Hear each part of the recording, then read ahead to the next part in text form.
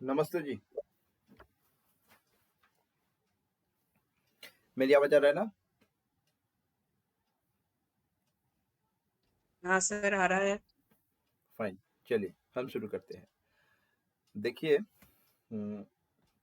पहले तो शुरू शुरू का बात होगा, फिर आगे धीरे धीरे हम डीप में जाएंगे।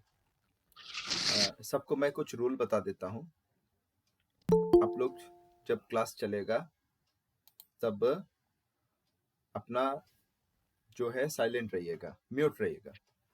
जब बात करना होगा तब अनम्यूट करके बात करिएगा। ठीक है जी। हमेशा आप लोग अपना अपना म्यूट रखिएगा, और जब आपका बात करने का दरकार होगा तभी अनम्यूट करके बात करिएगा, फिर म्यूट कर दीजिएगा। हर क्लास का शुरू में आपके पास अगर कोई प्रश्न है, कोशिश करिएगा जब फ्लो में रहेगा, कोई बातचीत हो रहा है, जब मैं कोई चीज समझा रहा हूं, कोशिश करिएगा कि भाई इंटरफेयर ना करिए। आप अपना जो भी है प्रश्न है उस समय नोट कर लीजिए। क्लास के अंत में हर सवाल आप करो, मैं उत्तर दूंगा। किसी भी क्लास के स्टार्टिंग में किसी भी क्लास के स्टार्टिंग में पिछला दिन का जो भी प्रश्न है या पिछला कोई भी क्वेश्चन है, पहले आप कर दो। क्लास शुरू होते वक्त पुराना जो भी क्लासेस का क्वेश्चन होगा आप कर दो। क्लास के अंत में पुराना प्रश्न ना करो। क्लास के अंत में कोशिश करो कि भाई उस दिन का जो टॉपिक पर बातचीत हुआ है, अब उसके ऊपर प्रश्न करो। और एक देखो, मेरा जो ये जो पहला 4-5 क्लास होगा, 3-4-5 जो क्लास होगा, बड़ा इजी बातचीत होगा। आप में से जिनका एस्ट्रोलॉजिकल बैकग्राउंड है या आप ज्योतिष जानते हो, तो आपको बोरिंग लग सकता है। मैं पहले ही कह देता हूँ भाई, 3-4 जो क्लासेस होगा, क्योंकि मैं राशि के बारे में स्टोरी बताऊंगा, भावों के बारे में स्टोरी बताऊंगा, ग्रह के बारे में स्टोरी बताऊंगा। बट आफ्टर 4-5 क्लासेस, जब से हमारा प्लेसिडस हाउस डिविजन सिस्टम भाव चलित चार्ट चालू हो जाएगा, आप पूरा का पूरा केपी में प्रवेश कर जाओगे। और जो ज्योतिष की बात है, देखिए, अगर हम एस्ट्रोलॉजी की बात करेंगे तो ये जो ज्योतिष है, ज्योतिष का ये जो शब्द आया है, ज्योति ईश्वर की ज्योति। और हम क्या करेंगे, हम केपी एस्ट्रोलॉजी या कृष्णमूर्ति पद्धति ज्योतिष। पहले मैं कृष्णमूर्ति पद्धति ज्योतिष के बारे में कुछ बता दूं। ये बात है क्या? बहुत सारे लोग नए हो जिनको केपी एस्ट्रोलॉजी के बारे में कुछ पता नहीं है, या फिर आपके मन में कोई क्यूरियोसिटी है कि व्हाट इज दिस। तो मैं एक बात कह दूं भाई, एक बात है जिसको हम कहते हैं वैदिक ज्योतिष या इंडियन एस्ट्रोलॉजी या वैदिक एस्ट्रोलॉजी। जो वैदिक एस्ट्रोलॉजी है या इंडियन एस्ट्रोलॉजी है या जो वैदिक सिस्टम ऑफ एस्ट्रोलॉजी है, उसके अंदर ही सब कुछ है। ये मैं विश्वास करता हूँ, क्योंकि वेद का मतलब है ज्ञान। देखिए, वेद जो है हमारी मतलब प्राचीन जो ग्रंथ है वो है वेदास। वेद का मतलब है ज्ञान। अब वेद का 4 पार्ट है, 4 पार्ट्स ऑफ वेदास। आप जानते हो कि भाई ऋग्वेद, सामवेद, यजुर्वेद और अथर्ववेद। फिर एक एक वेदा मतलब एक पार्ट का 6-6 अंग होता है। जैसे हमारा शरीर का बहुत सारा अंग है, तो वेद का भी 6-6 अंग है। जैसे हमारा शरीर में आंख है, नाक है, कान है, तो वेद का जो अंग है वो है श्रुति है, काव्य है, एंड वन ऑफ द अंग इज ज्योतिष। और कहता है ज्योतिषांग वेदानां चक्षु, मतलब ज्योतिष is the I of Vedas. हम जिस शास्त्र का अध्ययन करने के लिए बैठे हैं, ये वेद की आंख कहा जाता है। बट अर्थात एक बहुत ही जरूरी पार्ट है। जैसे हम स्कूल में बच्चे लोग पढ़ते हैं, हम भी पढ़े हैं, तो हमारी जो सिलेबस होते थे स्कूल का, जो होते थे वहां पे हिस्ट्री, ज्योग्राफी, मैथमेटिक्स अलग अलग होता था। तो वेद का जो अलग अलग पार्ट है, काव्य है, जो भी है, उसमें one of the part is, one of the मतलब वो है ज्योतिष।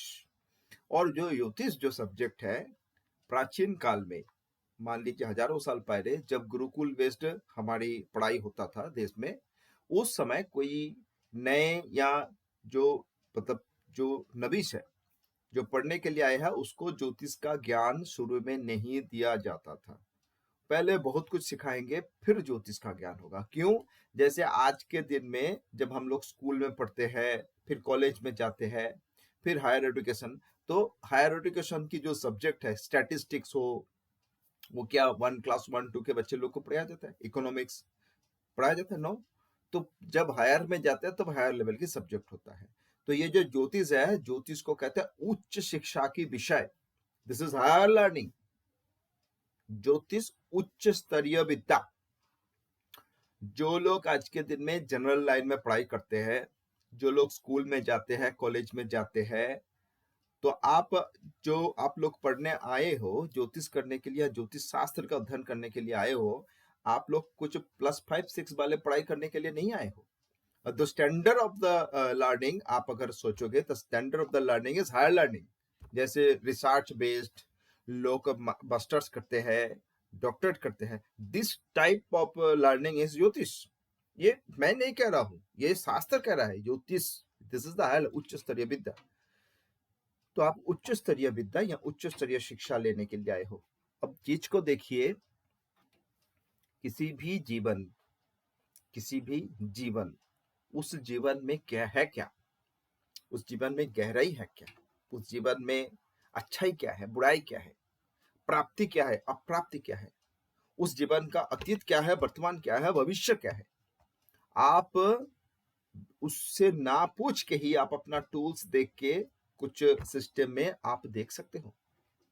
ज्योतिष एक ऐसा शास्त्र है, ज्योतिष का ऐसा मतलब ज्योतिष शास्त्र का रिसर्च इतना हाई लेवल का है कि कोई किसी का मृत्यु या मरण का डेट भी पहले से फिक्स कर सकता है कि this particular date you have to die.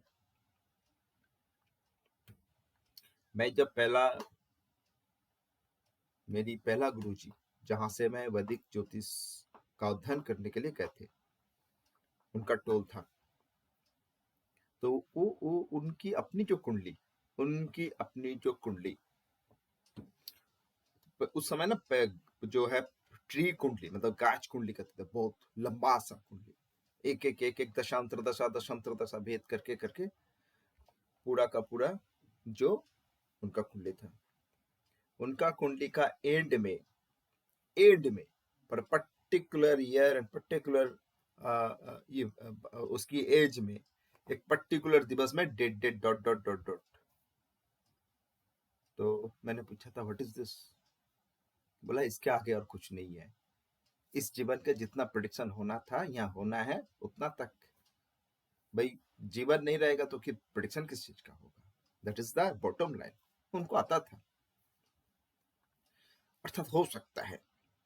और ये जो कोर्स में हम लोग बैठे हैं, आप लोग जो इस कोर्स करने के लिए बैठे हो, केपी एस्ट्रोलॉजी का कोर्स, इस कोर्स में आप लोग एंड में जाके किसी को कौन सा डेट में उसका मैरिज होगा, आप सीना ठोक के उसको प्रिडिक्शन कर दोगे कि भाई 2028 के जनवरी के 6 जनवरी को आपका मैरिज होगा, या इस पर्टिकुलर डेट को आपको नौकरी मिलेगा, या इस पर्टिकुलर डेट को आप विदेश के लिए रवाना होगे, आप कह सकते हो, मैं सिखा दूंगा।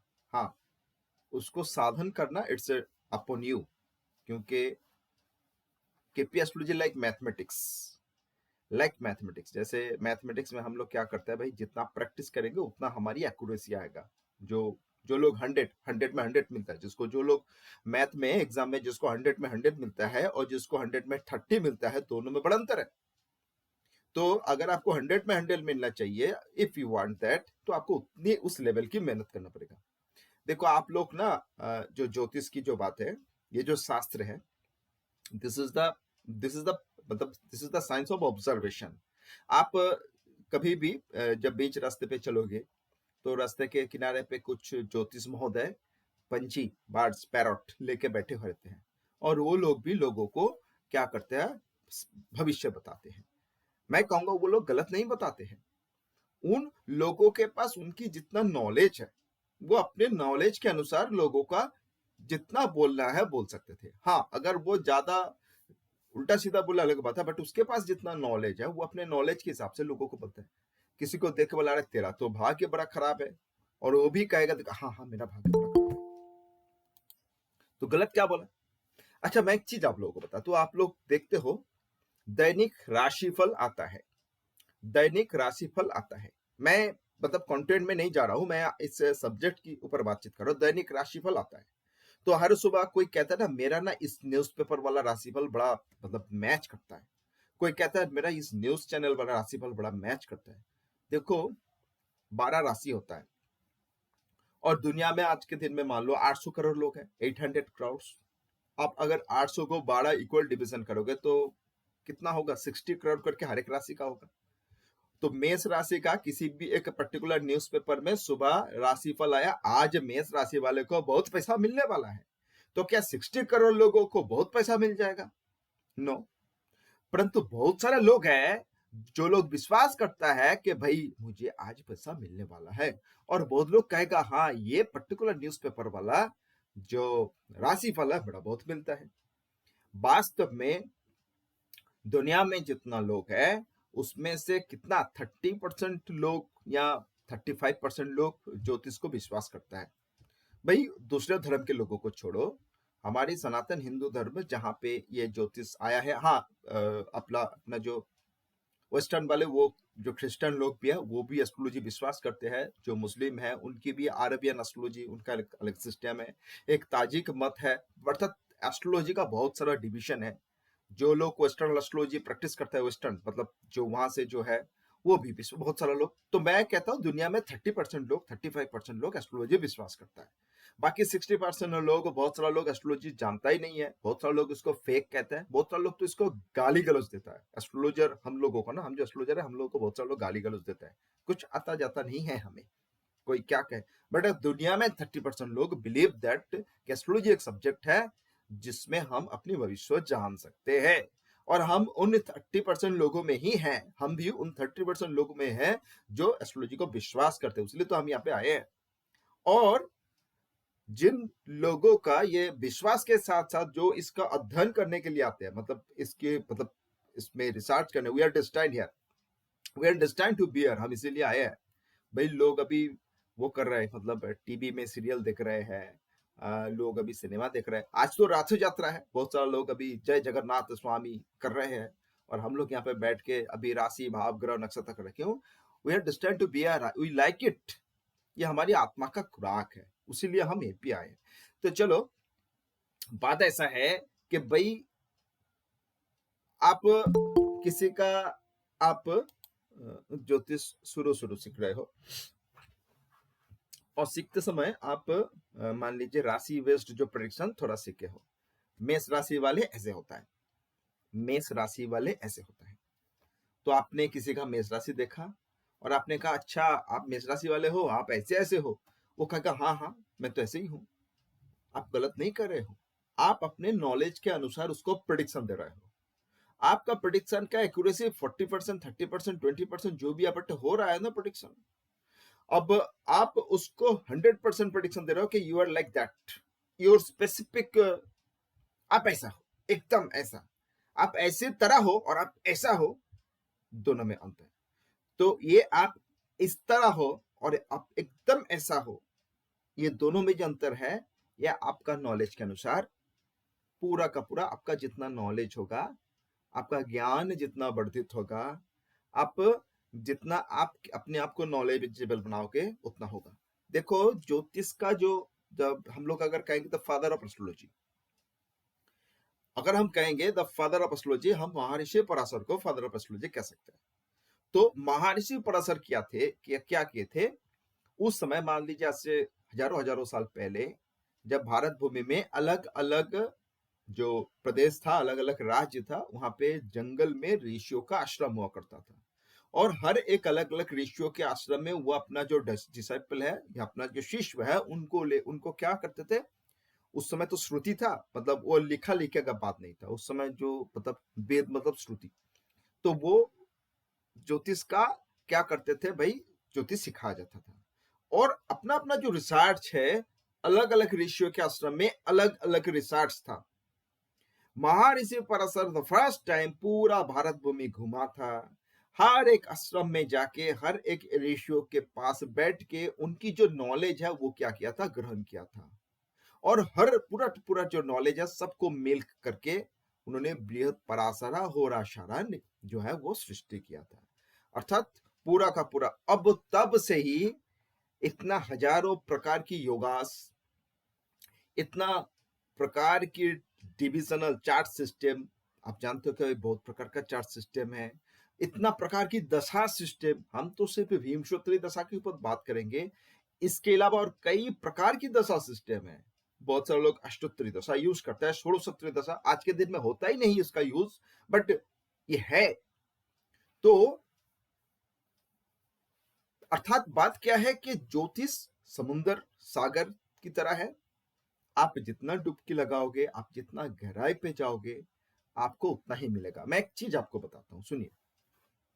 देखिए, हम हमारे जब कुछ चीज प्राप्त होता है, मान लो कि मौज मौज कोई मौज ले रहा है, आनंद कर रहा है, तो खाने में भी मौज आता है, हर प्रकार के बहुत सारा मौज करने का तरीका है। लेकिन जो भी जिस प्रकार में मौज करे या आनंद उठाए, उसका एक लिमिटेशन होता है।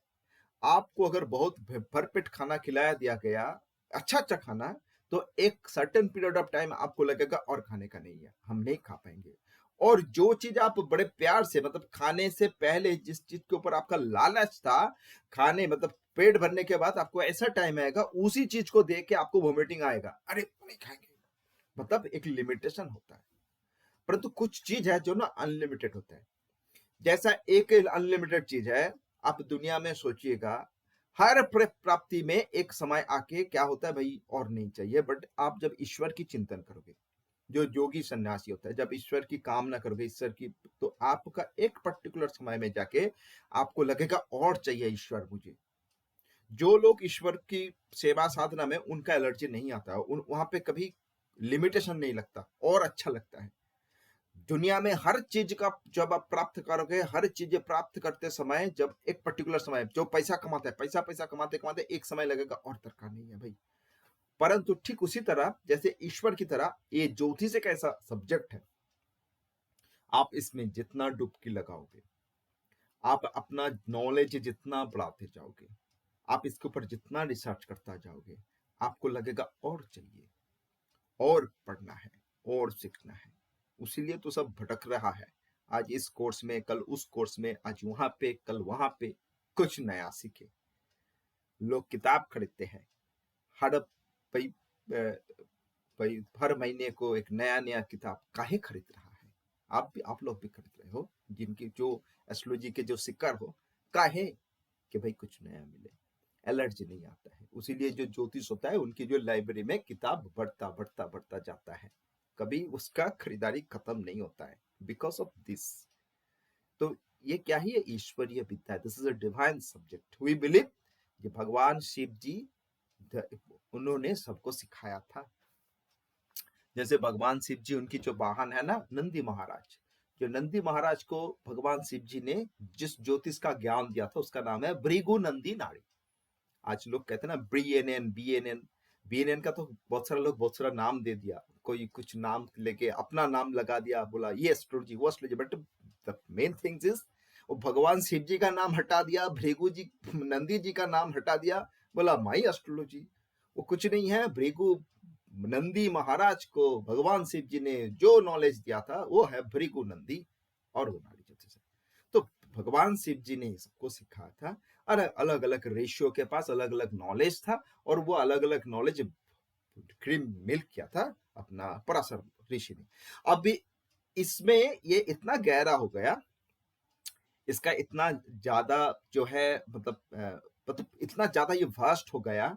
किसी एक इंसान, अगर जो वैदिक ज्योतिष की हम बात करते हैं, अगर किसी एक इंसान वैदिक ज्योतिष में अपना डुबकी लगाएगा, वो मान लीजिए जितना बड़ा समुंदर है, वो जीवन भर भी सीखे, बट तो वो प्रॉब्लम क्या आता है, जो नया लोग है, देखो जो लोग एक्चुअल सीकर है, जो लोग रिसर्च टेंडेंसी में रहते हैं, जिनका इच्छा है कि मैं रिसर्च करूं और भी सीखूं, वो अलग बात है। बट कुछ लोगों को ना स्पेसिफिक, मतलब कुछ लोगों का बाउंड्रीज है। कुछ लोग चाहता है कि भाई मैं जो सीख रहा हूं, उसका यूटिलाइजेशन मैं कर पाऊं, उसको मैं प्रॉपर प्रैक्टिकल, जो प्रैक्टिकलिटी उसका मुझे चाहिए, आउटपुट चाहिए। भाई बहुत लोग आउटपुट, जो लोग योगी होता है ना, योगी सन्यासी आउटपुट नहीं मांगता। योगी सन्यासी बोलता है भाई फैलते रहो फैलते रहो। बट जिनके पास थोड़ा चाहत होता है तो वो आउटपुट चाहता है, भाई मैंने सीखा इसका आउटपुट क्या होगा।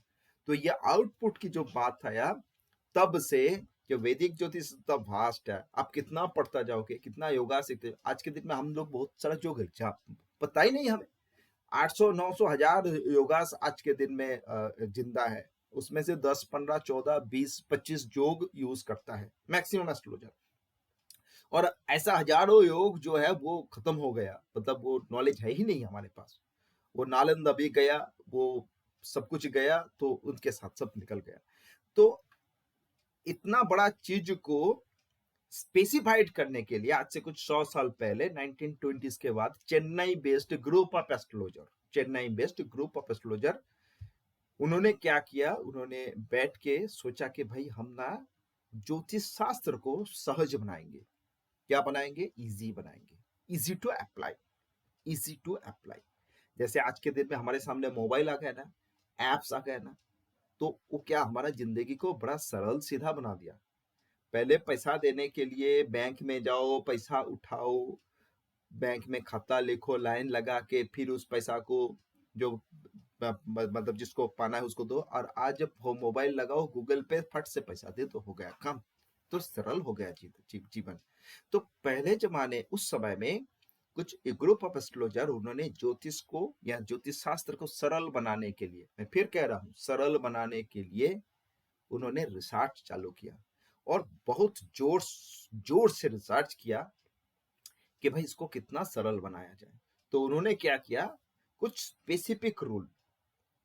स्पेसिफिक रूल फ्रॉम वैदिक एस्ट्रोलॉजी, ज्यादा नहीं, सब नहीं, फ्रॉम वैदिक एस्ट्रोलॉजी कुछ स्पेसिफिक रूल को क्या क्या पिक किया, और उन स्पेसिफिक रूल के आधार पे प्रेडिक्शन चालू किया। और उन्होंने रिसर्च करके देखा कि उनका प्रेडिक्शन का एक्यूरेसी कितना अच्छा हो रहा है।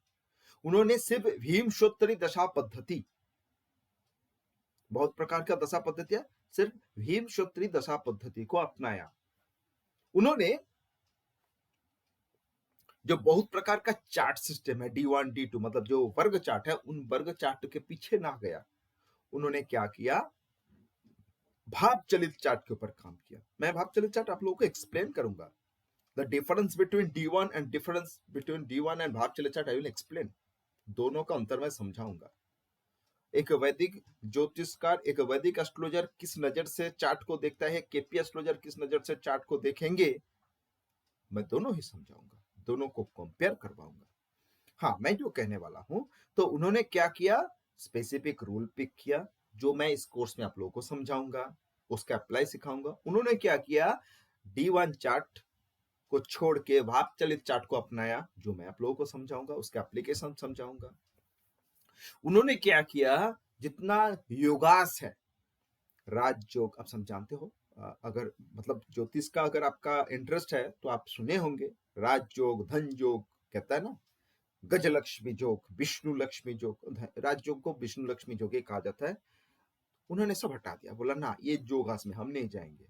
उन्होंने क्या किया, सबलॉर्ड थ्योरी बनाया, सबलॉर्ड थ्योरी, मैं भी सिखाऊंगा आप लोगों को सबलॉर्ड थ्योरी। उन्होंने क्या किया, ज्योतिष में आप अगर आपकी ज्योतिष की धारणा है, if you have little knowledge about वैदिक एस्ट्रोलॉजी, यू नो, ज्योतिष में हमारी जो 9 ग्रह है ना, इन 9 ग्रह को कुछ शुभ ग्रह कहता है, कुछ अशुभ ग्रह कहता है। जैसे बृहस्पति और शुक्र, दिस 2 प्लैनेट्स हम कहते हैं, मैंने वैदिक ज्योतिष में कहता है कि भाई this 2 planets are benefic planets, शुभ ग्रह। बृहस्पति तो गंगा जल की तरह है, शनि अरे मंगल डर गया, राहु केतु तो भयंकर है। केपी एस्ट्रोलॉजी में ये कॉन्सेप्ट हटाया दिया गया। They are in this system no benefic no malefic, कोई खराब नहीं है, कोई अच्छा नहीं है। भाई जो हमारी दरकार है वो हमारे लिए प्यारा है, जो हमारी दरकार में है वो हमारे प्यारा है, जो दरकार नहीं है उसका क्या दरकार है। तो कोई भी बेनिफिकेंस मेलिफिकेंस नहीं है, all the planets are same to us. तो दिस इज द, ये है केपी का सिस्टम। और मैं पहले पहले वैदिक ज्योतिष का कोर्सेज करवाया था, मैं हर स्ट्रीम में करवाया था। मैंने देखा केपी इज क्या है, आप बहुत सारा लोग ना शुरू में सोचता है 3 महीना में कैसे हम केपी सीखेंगे। अरे केपी 3 महीने में, मैं आप लोगों को कहता हूँ, इस कोर्स अगर आप हजम कर लोगे, इफ यू कैन डाइजेस्ट, मैं जो दूंगा अगर डाइजेस्ट कर लोगे, तो 3 महीना के बाद आप एक मतलब जो बलवान ज्योतिष होता है ना, मतलब आप उस तरह बन जाओगे, आप अगर मेहनत करोगे। क्योंकि कृष्णमूर्ति जी ने जो दे के गया है, मेरे गुरुजी मुझे जो सिखाया, मैं इससे पहले 150 से भी ज्यादा बैचेस करवा दिया for in this specific concept. बहुत सारा लोग, मैं तो देखता हूँ बहुत सारा मेरा स्टूडेंट है, आज के दिन में बड़ा ऐड दे रहा है, एआई का सहायता ले रहा है, एस्ट्रोटॉक एस्ट्रोसेज कमा रहा है, धमाल कर रहा है, और मुझे कह रहा है भाई गुरुजी हम लोग, मैं भी बहुत लोगों को वहां पे इधर उधर में लगा दिया, और बहुत लोग बहुत अच्छा खासा काम कर रहा है, और मेरा बहुत अच्छा लगता है मुझे। आज आज अभी शाम को मेरी एक स्टूडेंट जो है वो जिगर, वो बड़ा ही एड वेड दे रहा है। जिगर मेरा बड़ा प्यारा स्टूडेंट था, बहुत 2021 को सीखा था मेरे पास, मैंने बोला था भाई आगे बढ़ो, बहुत अच्छा कमा रहा है। बोला गुरुजी मैं तो महीने का 2-2.5 लाख रुपया भी कमा रहा हूँ। मतलब कर लो, कोई बात नहीं है। तो बात ऐसा है कि ये कोर्स में होगा। हाँ, मैं कुछ चीज आप लोगों को बता देता हूँ। मैं बकबकिया इंसान हूँ, मैं 1-1.5 घंटा बकबक करूंगा, और इस 1-1.5 घंटा में जो भी मैं बताऊंगा ना, उसका जो रिकॉर्डिंग मैं आपको भेज दूंगा, रिकॉर्डिंग को 2-3 बार देख लिया करिएगा। हाँ, तो शुरू का 4-5 क्लासेस में कुछ नहीं है, बट आफ्टर 5 क्लासेस हर एक क्लास का रिकॉर्डिंग 2-3 बार कम से कम देखिएगा। मैं लिखा लिखी कम कहूंगा, मैं बकबक ज्यादा करूंगा, समझना पड़ेगा। और 1 घंटा 1.25 घंटा क्लासेस में मैं जो जरूरी बात एक के बाद एक बता के जाऊंगा। और एक बात, प्रश्न, अगर आप 2 बार क्लास का रिकॉर्डिंग देखोगे, अगर फॉलो करोगे, हर क्लास में अटेंड करोगे, तभी आप प्रश्न कर पाओगे। और जब आप प्रश्न कर पाओगे, तभी आपका एक्चुअल बेस क्लियर होगा। मुझे जितना खुचाओ, मैं उतना बोलता जाऊंगा। तो खुचाना है आप लोगों को, शुरू में अंत में। क्लास शुरू होते ही पुराना क्लासेस का जितना भी प्रश्न है हाजिर करो, और क्लास के अंत में उस क्लास में जो भी बात है हाजिर करो। दरकार पड़े तो एक पूरा क्लास में डाउट क्लियरिंग में ही लगा दूंगा, डोंट वरी, नो प्रॉब्लम, चलेगा, डाउट क्लियरिंग होगा पहले। और जिसका जो भी डाउट्स है, लाज शर्म का कोई बात नहीं, आप लोग अपने आप को सभी बच्चा समझ लो, we are like little child. तो जो मन में आए वो प्रश्न करते रहो, मैं कभी मतलब गुस्सा नहीं होऊंगा कि आप अगर कहोगे मेष राशि का वो है, ऐसा नहीं, जो है करो, विद इन कंटेंट रहिएगा, विद इन कंटेंट, और आगे आगे मत बढ़िएगा। जितना हो रहा है उसके ऊपर आप जितना कहते रहो। और 11, 12, 13 क्लासेस के बाद तभी एक्चुअल आप लोगों का परीक्षा की बात है ना, वो घड़ी है 13, 14 क्लासेस के बाद, जब आप लोगों प्रश्न करोगे, तब मैं समझूंगा आप पास हो गए हो।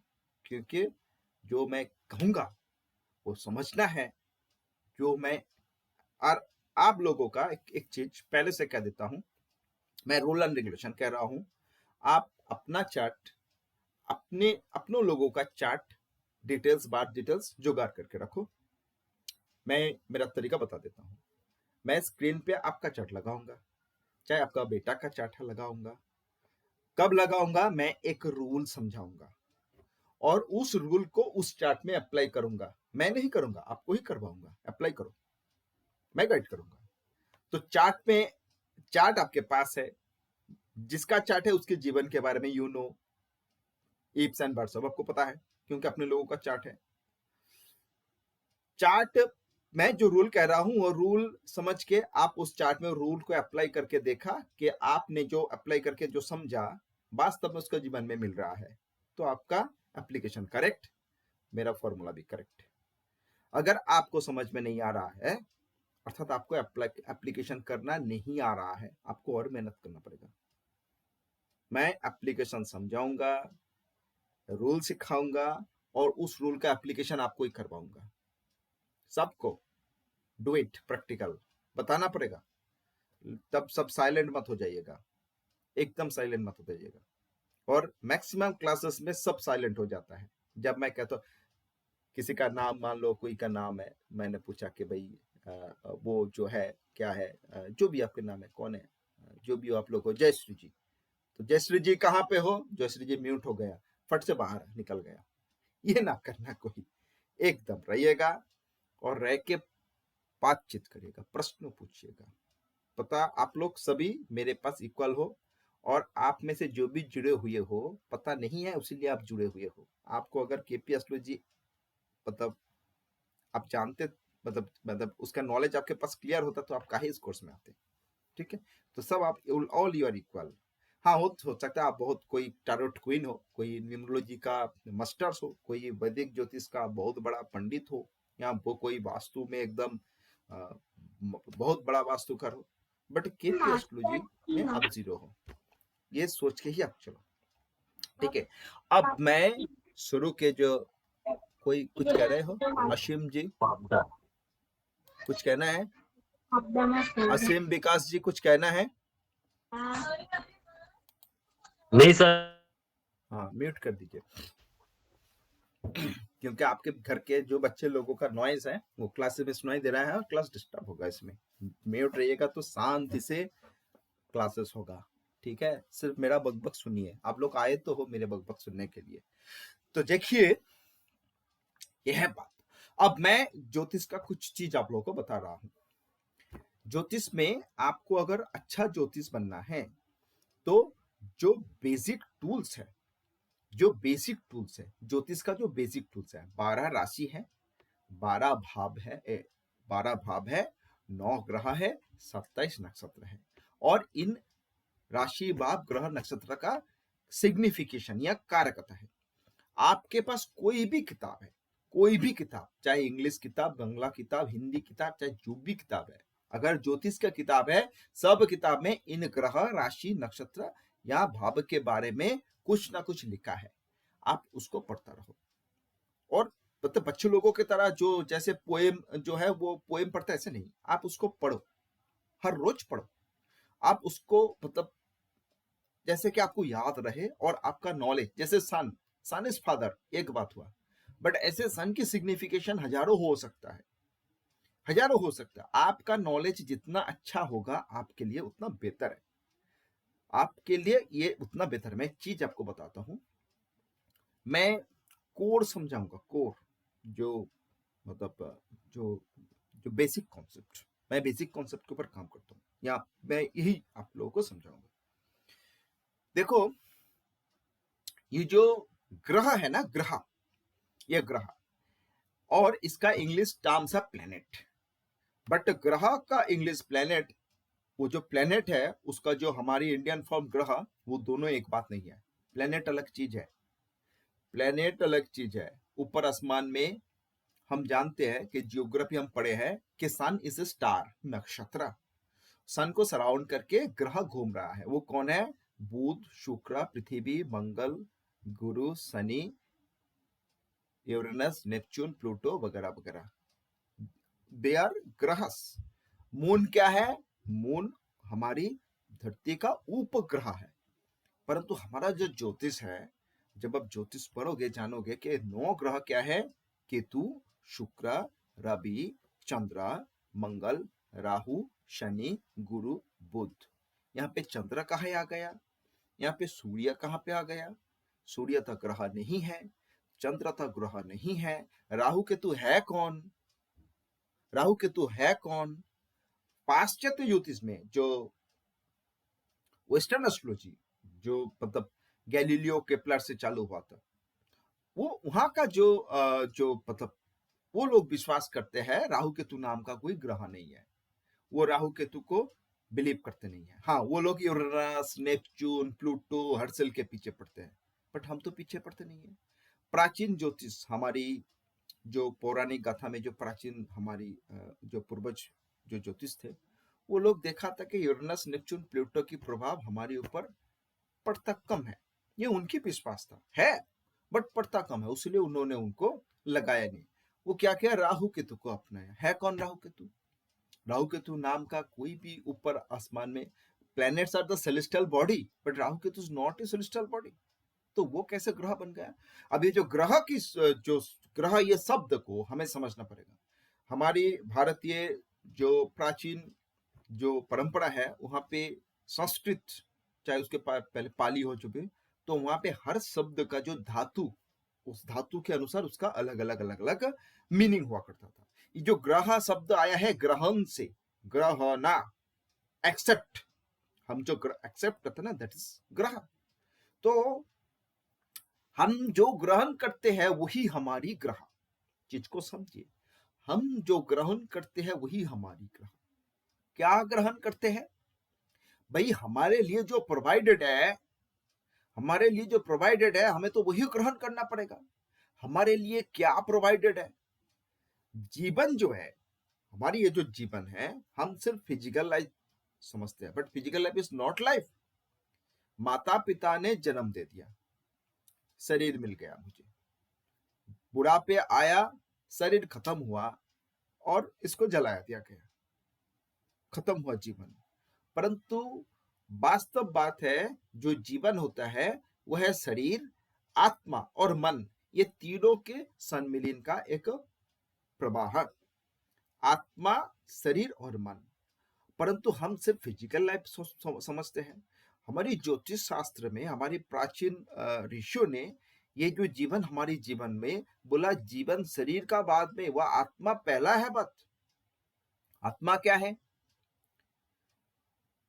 आप जो सृष्टि के बारे में आप जो समझे हो कि भगवान विष्णु क्षीर सागर में योग निद्रा में विलीन थे, उसकी नाभि कमल सृष्टि हुआ, वहां पे ब्रह्मा जी सृष्टि हुआ और ब्रह्मा जी सृष्टि का रचना किया। ब्रह्मा जी सृष्टि का रचना किया।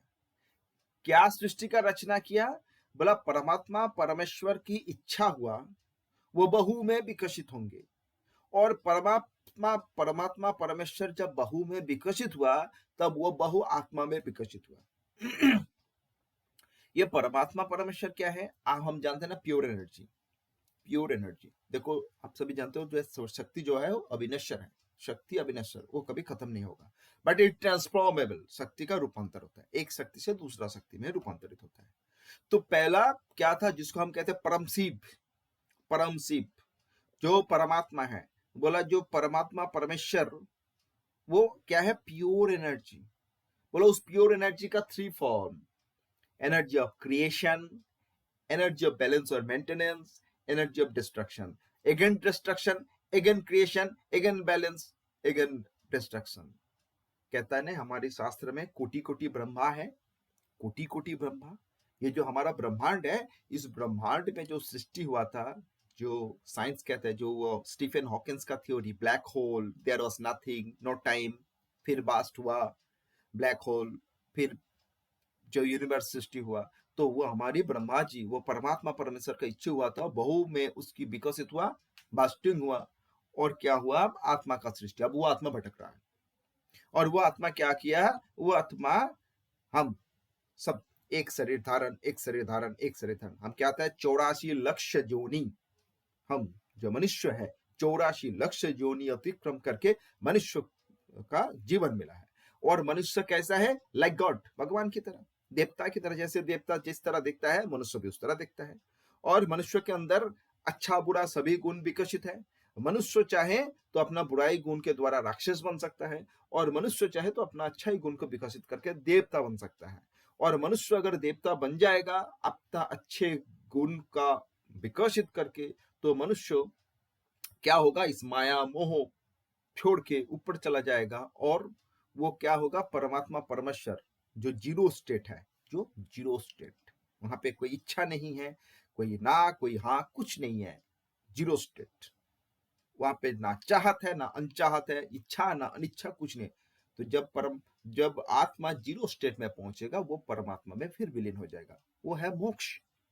हम तो भाई कहता है भाई क्या आत्मा का इच्छा क्या है? आत्मा क्या चाहता है? बोला आत्मा मोक्ष चाहता है।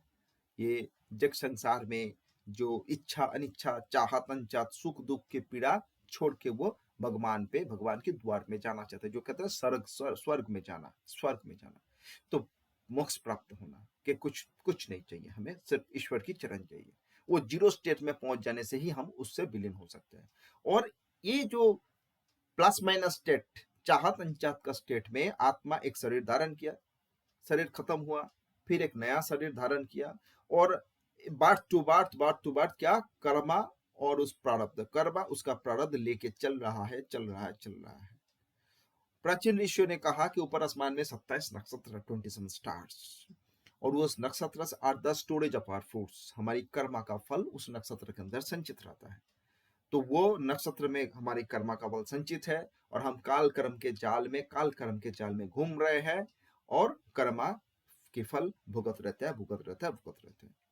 इस कर्मा की फल, इस काल कर्म को समझने के लिए ज्योतिष की सृष्टि हुआ था। ईश्वर की ज्योति, सी लाइक ए देवता, सी लाइक गॉड। हम जब काली आंख से देखते हैं तो हम अपना पंच इंद्रिय द्वारा देखते हैं, बट जब हम देवता की तरह देखेंगे, ईश्वर की तरह देखेंगे, ज्योति ऑफ ईश, ज्योति ऑफ ईश, ज्योतिष, तब हम ज्योतिष बनेंगे। हम किसी की अच्छाई बुराई, किसी का वर्तमान अतीत भविष्य हम देख के बताएंगे, this will happening, this happened, do like that, beware of that. इसीलिए सब ज्योतिष के पास आते हैं। तो उसे ईश्वर की ज्योतिष मतलब ज्योतिष बनने के लिए बहुत सारा एस्ट्रोलॉजी में, मेरी गुरु जी ने मुझे कहा था कि when you are predicting, when you are trying to predict, feel within you God, अपने आप के अंदर ईश्वर को महसूस करो, तब तुम अच्छा ज्योतिष बन पाओगे। तो बात ऐसा है, हम ईश्वर की ज्योति को समझने की प्रयास कर रहे हैं। तो बात है, ये जो आत्मा की खेल चल रहा है, आत्मा एक शरीर धारण कर रहा है। हम सनातन में कर्म फल थ्योरी समझते, मतलब विश्वास करते हैं। भगवान कृष्ण ने गीता में कह के गया, कर्माने वादिका रस्ते माँ फलेशु कदाचन, कर्मा करो, डोंट वरी, उसकी फल मैं तुम्हें दे दूंगा, जैसा कर्मा करोगे ऐसा फल तुम्हें मिलने वाला है। This is the actual meaning of this sentence. तो हम जो कर्म किया है उसका फल हमें लेना ही पड़ेगा, और उसका फल हमें प्राप्त होगा। ये कौन कहेगा? हमारी कुंडली कहेगा, ज्योतिष कहेगा हमारी क्या कर्मा है, उसका फल क्या है। और ये कर्मा का जो फल है, the provided for us, the Karma मेरी किया हुआ कर्मा का जो फल मेरे लिए प्रोवाइडेड, मैं वही ग्रहण करूंगा, मुझे वो ग्रहण करना ही है। और वो कौन मुझे कैरी फॉरवर्ड करेगा? The planets, they are the deliverer of results. The storage of our karma, the fruits of our karma is our nakshatra, and from this nakshatra the planet जाके हमें लाके देगा, लो तुम्हारे लिए दुख पीड़ा है, भुगतो, तुम्हारे लिए धन ही धन है, कमाओ। तो ये है थ्योरी। और कृष्णमूर्ति जी तो ये पद्धति जो है, जिसको हम केपी एस्ट्रोलॉजी कर रहे हैं, इसके नाम केपी एस्ट्रोलॉजी इस कारण बना, जो रिसर्च वर्क चालू हुआ था आज से 100 साल पहले, the group of astrologer from south India, Chennai based astrologer, उन्होंने जो रिसर्च चालू किया था, उस रिसर्च में कृष्णमूर्ति जी एक पार्ट बना था। He was a very great saints, बहुत अच्छा ब्राह्मण थे, और उन्होंने इस रिसर्च में अपना पूरा जीवन को क्या कर दिया? डेडिकेट कर दिया, और अपना पूरा सिस्टम को लेके इस सिस्टम को बनाया, कृष्णमूर्ति पद्धति ज्योतिष, इसके लिए इसका नाम हो गया। स्टोरी क्या है? दिस इज ए नक्षत्र ज्योतिष, नक्षत्र बेस्ड एस्ट्रोलॉजी। यहाँ पे हम नक्षत्र बेस्ड बातचीत करेंगे। देखो, हमारी भारत भूमि में प्राचीन काल में जो भी रिसर्च ज्योतिष का हुआ था वो नक्षत्र बेस्ड ही था। आप जानते हो, महाभारत में जो सहदेव था पंच पांडव का, ही was the master of nakshatras, वो नक्षत्र को बड़ा अच्छा ऑब्जर्व कर सकते थे। भगवान कृष्ण, he were the master of nakshatras, he was the master of astrology. सब जानते थे, गुरुकुल में जो भी जाते थे सबको ज्योतिष सिखाया जाता था। तो बात ऐसा है कि हम वही नक्षत्र बेस्ड जो ज्योतिष है वो पढ़ेंगे, वो समझेंगे।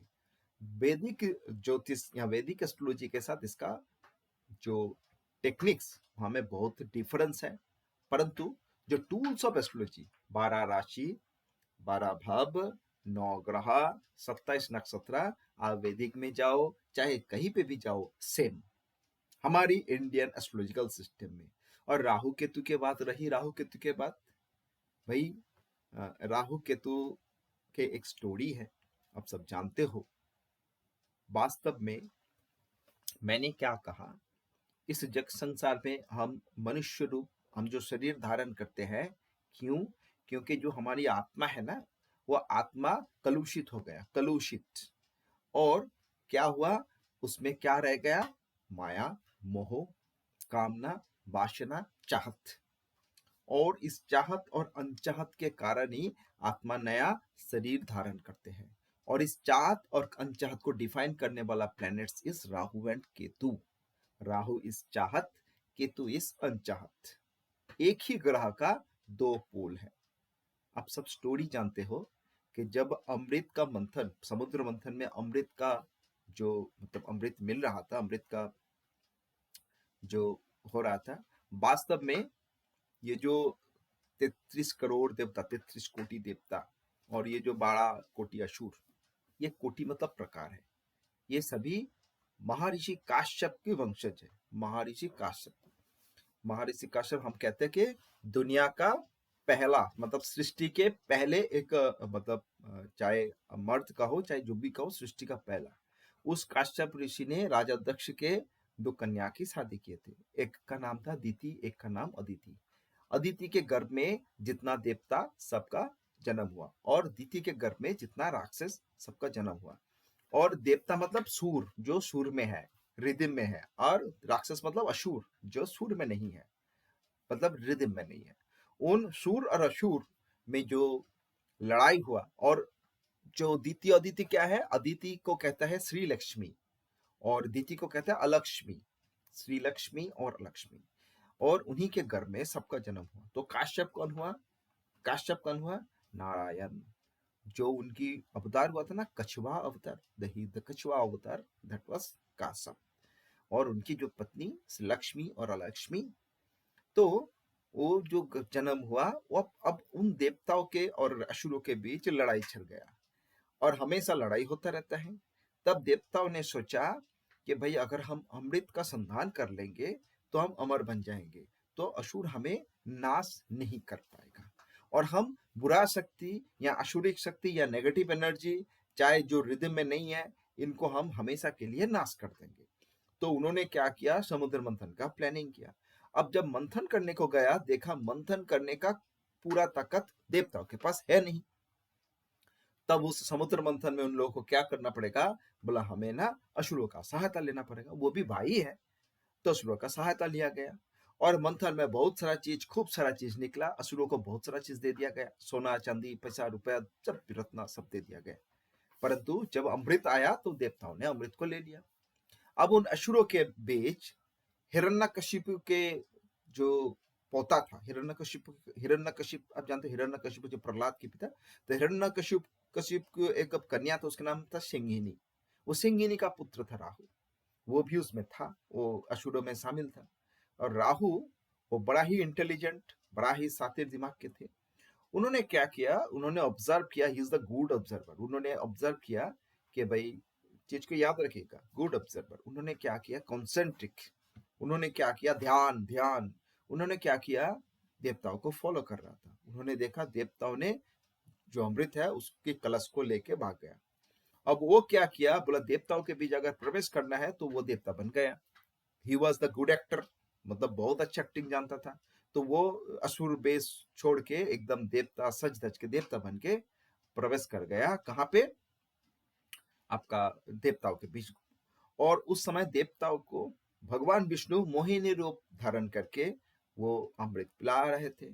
तो वो भी वहां पे पहुंच गया, और भगवान विष्णु मोहिनी मोहिनी रूप में उसको पहचान नहीं पाए, किसको, राहु को। उसको अमृत पिला दिया, और सूर्य चंद्र उसके पास था, वो पहचान के बोला ये राहु है, राक्षस है। तो भगवान विष्णु अपना सुदर्शन चक्र निकाल के उसका गर्दन काट दिया। तो स्टोरी का जो वो है कि राहु एक ऐसा चीज है, उसको भगवान विष्णु भी नहीं पहचान पाए थे, तो हम क्या पहचानेंगे। इसीलिए ज्योतिष, जो हम जो ज्योतिष की चर्चा करते हैं, प्रोडिक्शन करते हैं, तो हमारे लिए सबसे अगर जो मतलब स्ट्रगलिंग एरिया है, दैट इज राहु केतु।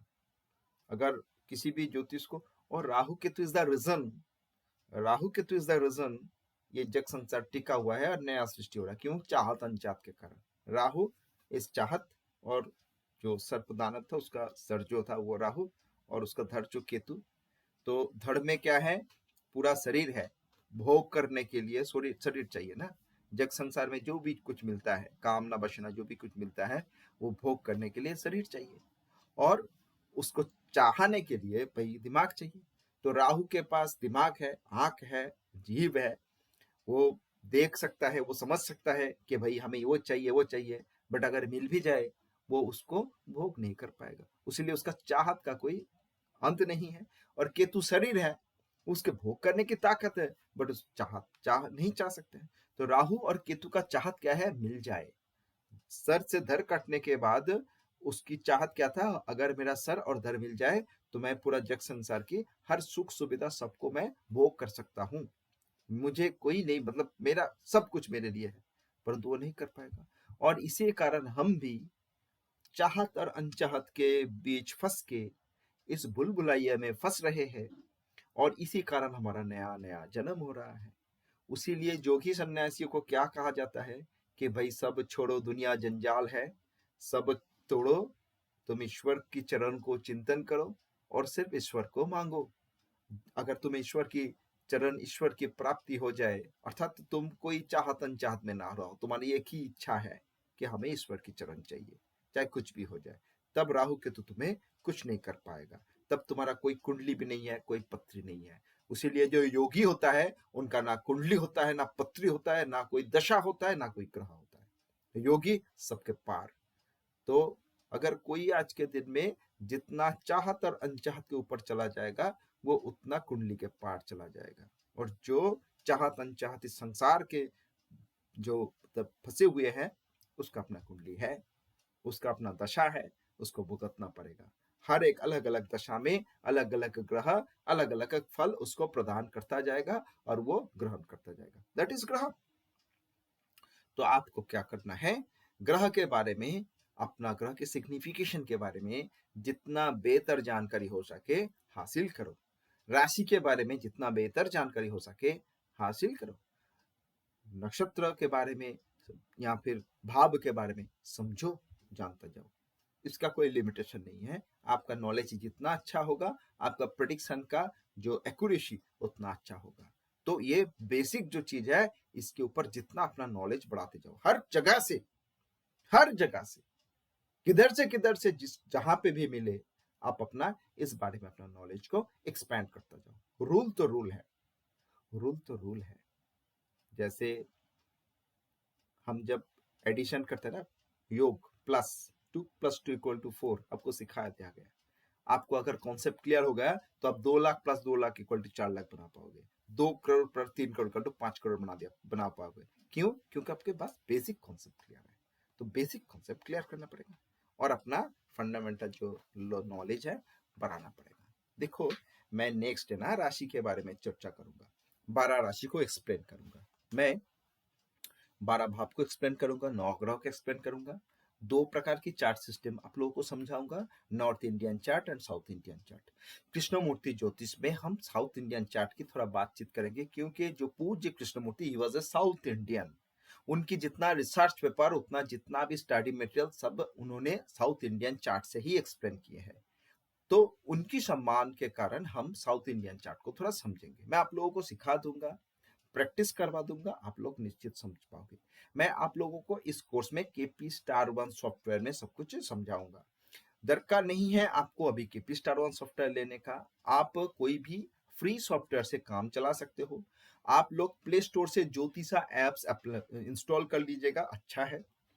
मैं आप लोगों को प्ले स्टोर का लिंक भी आप लोगों को ग्रुप में दे दूंगा, फ्री सॉफ्टवेयर है, ज्योतिष एप्स ग्रुप मोबाइल में है। बाद में आप लोग अपना अपना अच्छा जो भी सॉफ्टवेयर आपको पसंद में आए, जो भी सॉफ्टवेयर आपको पसंद में आए, बाद में आप लोग खरीद के काम करोगे। बहुत सारा सॉफ्टवेयर है, लाखों कीमत वाला सॉफ्टवेयर है, 50,000 कीमत वाला सॉफ्टवेयर है, 25,000 कीमत वाला सॉफ्टवेयर है। अलग अलग सॉफ्टवेयर का अलग अलग जो उसका जो पूरा जो खेल है, जो आपको अच्छा लगे करोगे, पहले तो चीज को समझो। परंतु मैं जो फ्री सॉफ्टवेयर की बात कर रहा हूँ वो भी इतना फेंकने वाला नहीं है, अच्छा है, काम हो जाएगा आपका।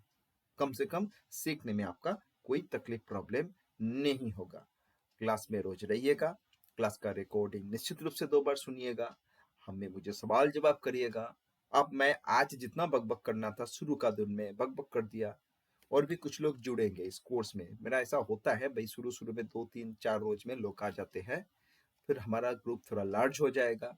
लार्ज मतलब इतना लार्ज नहीं है, मैं 20 से ज्यादा लोग लेता ही नहीं हूँ मेरी क्लासेस में। फिर हमारा बातचीत ढंग से चलेगा। हर सोमवार और गुरुवार रात को 9 बजे क्लासेस होगा। ठीक है जी। अब आप में से आप, आप, आप आपके मन में कोई प्रश्न है तो मुझे थोड़ा बताओ।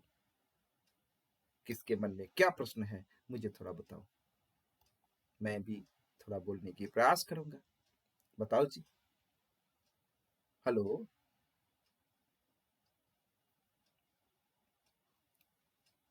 बताओ बताओ बताओ दिनेश्वर जी, बताओ। हाँ, नमस्कार सर। नमस्कार। सर, ये जो एक बुक आपने बताई कि कोई अच्छा बुक लेके राशि ग्रह नक्षत्र पे पढ़ते रहें, हम्म, तो बुक्स तो बहुत सारी मार्केट में होती हैं। कोई बुक आप मैसेज में देखो या ये तो जो व्हाट्सएप। ये जो प्राइमरी जो चीज है ना, जो प्राइमरी चीज का मैंने बात कहा, ये कोई भी बुक में आपको, आप ऑन इंटरनेट में भी जाके पढ़ सकते हो, अच्छा। क्योंकि they are all copy paste वाले हैं।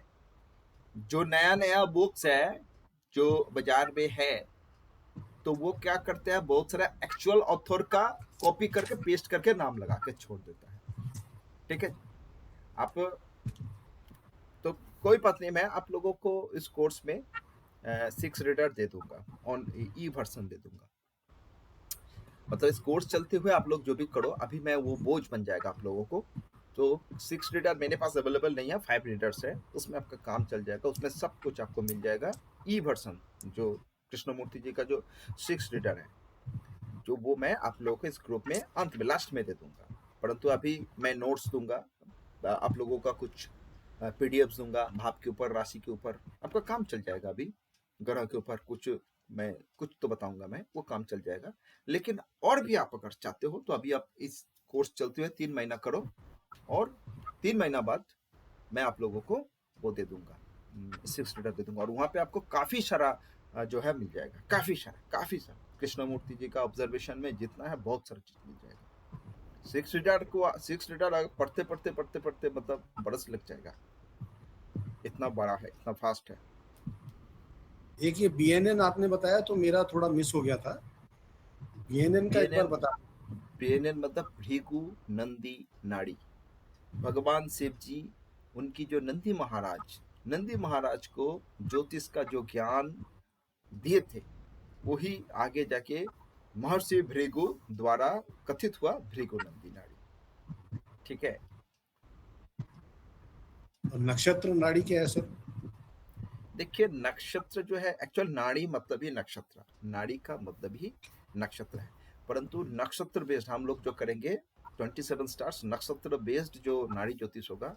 KP astrology one type of the form of नक्षत्र नाड़ी।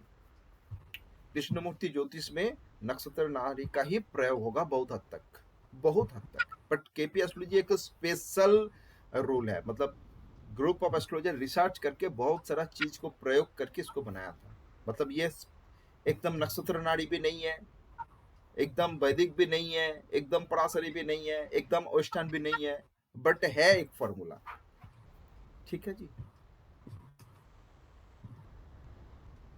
और बताइए।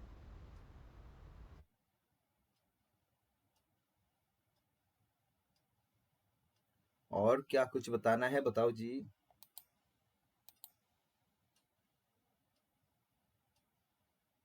हेलो। किसी को कुछ नहीं बताना है?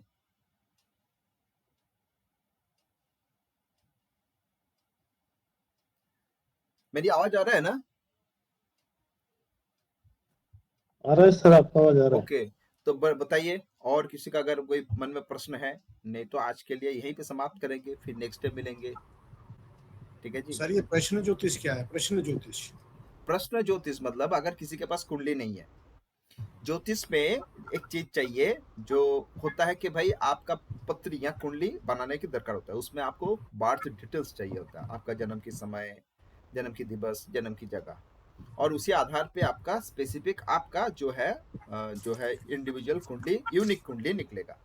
सबका कुंडली अलग होता है, परंतु बहुत लोगों का अपना कुंडली होता नहीं है, किसी को डेट ऑफ बर्थ मालूम ही नहीं है, तो क्या करें? तो उसमें एक सिस्टम है जिसको हम होरारी एस्ट्रोलॉजी, यहाँ प्रश्न ज्योतिष कहते हैं। प्रश्न ज्योतिष हर सिस्टम में है।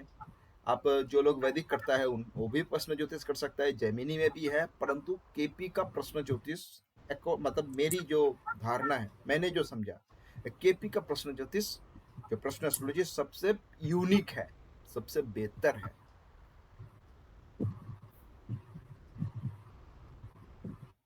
ठीक है जी, ये भी होगा हमारा, भरपूर होगा, ठीक है, ढंग से होगा।